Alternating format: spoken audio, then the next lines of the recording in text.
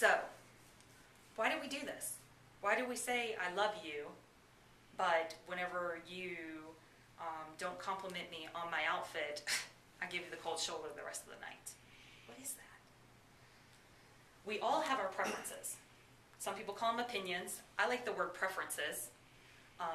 Some people say right or wrong. And that's why I call this workshop Radical Love, Beyond Right and Wrong. I see more relationships damaged, any kind of relationship, friendships, working relationships, boss-employee relationships, friends, siblings, more relationships damaged because people would rather be right than be happy.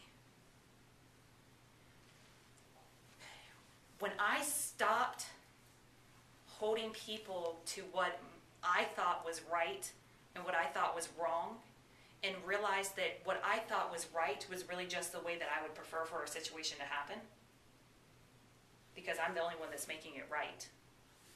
I'm the only one that's making something wrong. It's either happening the way that I prefer it, which would be right, or it's happening the way that I would prefer it didn't go, which would be wrong.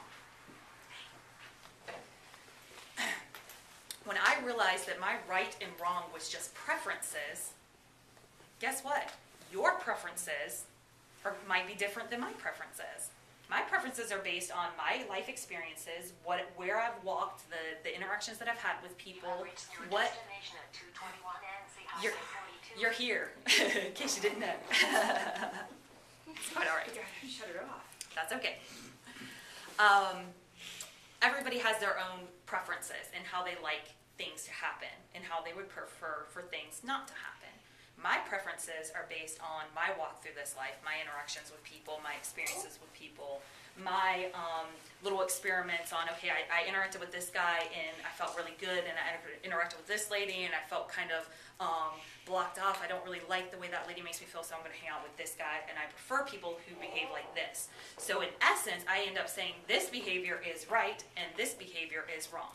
This is not how you treat somebody, because in my experience, that's not what I believe somebody should treat somebody like.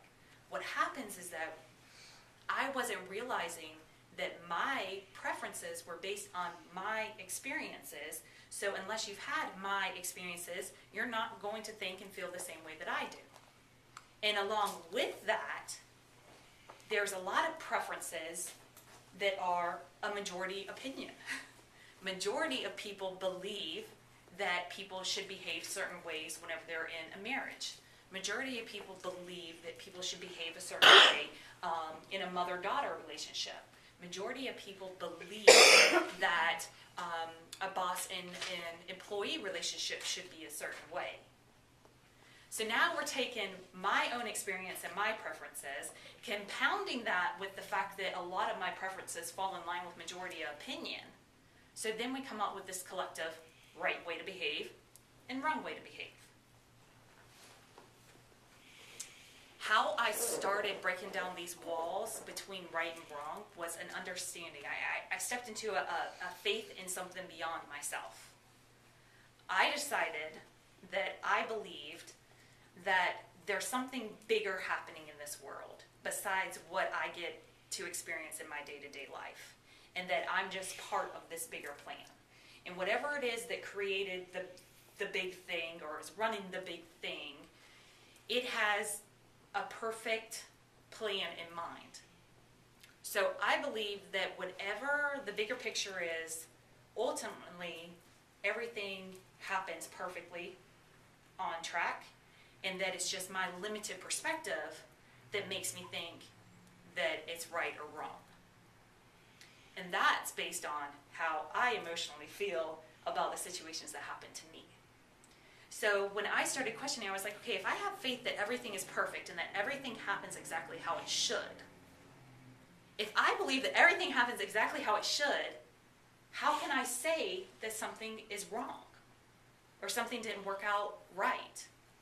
Because I can't say everything's perfect except for this one thing that didn't happen on this one day.